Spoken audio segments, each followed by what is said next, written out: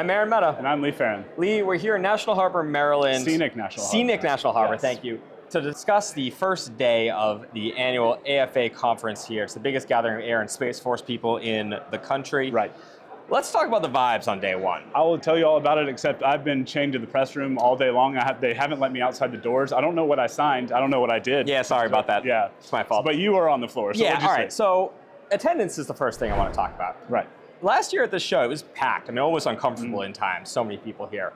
Then the AFA winter in Denver was kind of a ghost town. Kind of a ghost town. It happened right after Pete Hegseth, Secretary of Defense, put out a memo saying, hey, we're cutting costs. We don't want people traveling. Nobody knew how to interpret it. Yeah. And the interpretation was, okay, well, nobody's going to that thing. Right. And so this time, it seems their interpretation's been a bit looser. Yeah, it seems like that's kind of been overcome and there's support for people coming here. So it's been busy. It's not, I would say, anecdotally as busy as it was last year. Certainly busy. On the show floor, you can tell there's a changing of the guard here a little bit, because while you certainly always have your big players on there, your RTX, your Boeing, your Lockheed, they're certainly there in force as usual. Yeah. You can also always see, like Google has a giant booth. Certainly Anduril always shows up big, but you've got also Hermeus, which is a new hypersonic company that last year was in a tiny little booth on the kind of overflow room. Right. You're seeing these new companies that are really spending money to show up here big. And there's tech, but there's also a lot of it, like you mentioned, is software. Yeah. It's the brains inside the tech that is, I think, a big selling point for industry these days. And this is something we've seen broadly as a trend in the industry, but it's interesting to see it reflected actually in physical reality on the show floor. I'll have to trust you, because again, locked in. Yeah, you're trapped. All right, so let's talk about some of the news from today. The big thing is we start off with two keynote speeches. One from Troy Mink, the Air Force Secretary, one from David Alvin, the outgoing Chief of Staff of the Air Force. Right.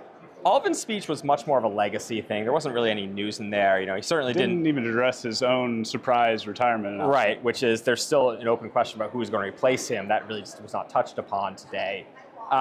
Mink, on the other hand, made a little bit of news, not shocking things. I would say his speech was pretty conservative. It was very much a kind of, let's get comfortable, let's meet people. Yeah. He did meet with media, which is a good thing that we support.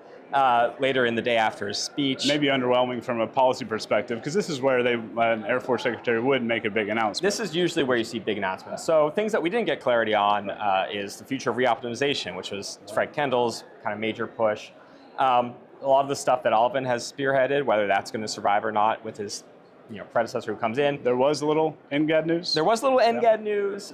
First production on the F-47 is going to start soon. I think it started now. It started now. The non-prototype first article. Yeah.